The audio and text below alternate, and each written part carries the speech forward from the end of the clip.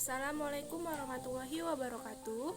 Izin memperkenalkan diri, nama saya Juli Agustina Jahara dengan nomor NPM 2014-241017, Prodi Nutrisi dan Teknologi Pakan Ternak, jurusan Peternakan, Fakultas Pertanian, Universitas Lampung.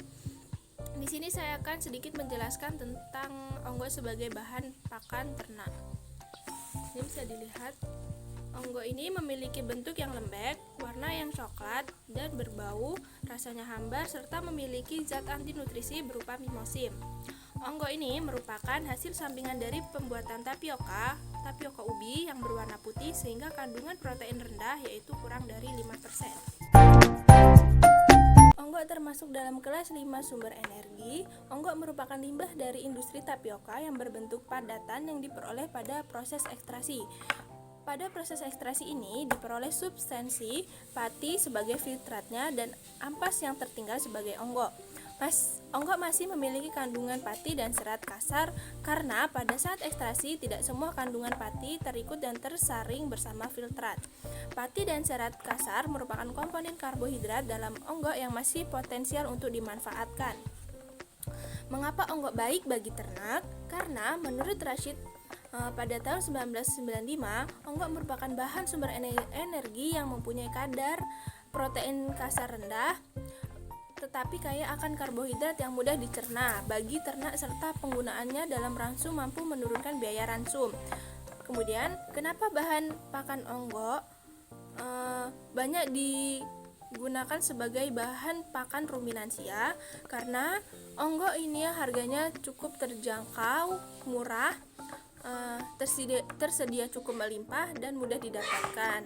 Ditambahkan lagi oleh peneliti Surya Pratama pada tahun 2005 yang menyatakan bahwa onggo mengandung 2,20% PK atau protein kasar dan SK serat kasar sebesar 26,90%. Onggo untuk pakan ternak ruminansia dalam penelitiannya Setioningsih pada tahun 2008 dengan judul Pengaruh Penggunaan Campuran Ampas Bir dan Onggo dalam Konsentrat terhadap Performa Domba Lokal Jantan mempunyai kesimpulan bahwa penggunaan campuran ampas bir dan onggo sampai taraf 30% dalam ransum dapat digunakan sebagai alternatif bahan pakan 15%, maka selisih harga yang dapat dihemat adalah Rp292,50 per kilogram.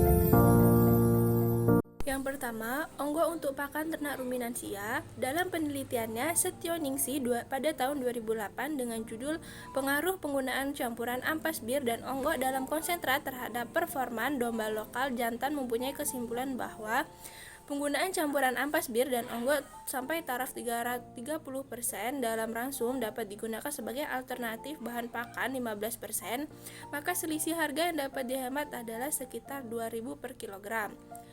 Dengan demikian, bila diasumsikan sebagai petani ternak memiliki 100 ekor ayam petelur yang rata-rata mengonsumsi pakan 100 kg ekor per harinya, maka biaya yang dapat dihemat per hari sebesar Rp2.000.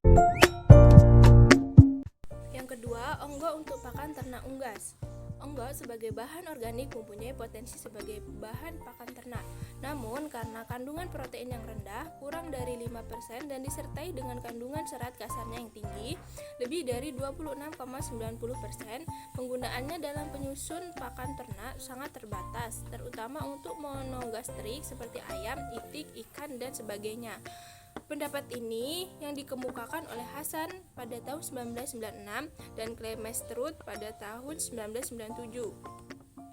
Hasil penelitian dari Supriyati pada tahun 2003 yang berjudul Onggo terfermentasi sebagai bahan baku pakan ayam kampung petelur mempunyai hasil bahwa penggunaan onggo terfermentasi dalam ransum meningkatkan produksi telur harian masing-masing untuk dipelihara secara individu dan kelompok sebesar 32,20% dan 26,06%. Bobot telur meningkat sebesar 7,95%.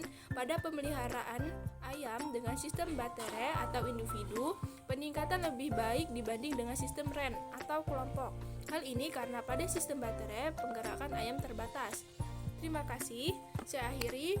Mohon maaf bila ada kesalahan kata dalam menjelaskan.